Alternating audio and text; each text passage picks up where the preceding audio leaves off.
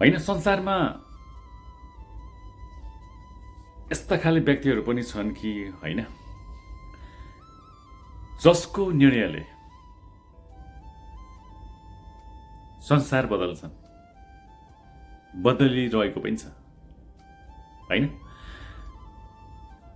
अनि त्यस्तो खालको मान्छेहरू पनि छन् होइन यही संसारमा,